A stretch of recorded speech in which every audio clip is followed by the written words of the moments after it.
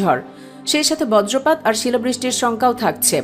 প্রিয় ভিউয়ার্স, আল্লাহ আমাদের সব ধরনের বিপদ থেকে হেফাজত করুন। আমিন লিখে কমেন্ট বক্সে জানিয়ে দিন আপনাদের মূল্যবান মতামত। ভিডিওটি ভালো লাগলে লাইক ও শেয়ার করুন, আর আমাদের চ্যানেলে নতুন হলে সাবস্ক্রাইব করে সাথেই থাকুন। ধন্যবাদ সবাইকে।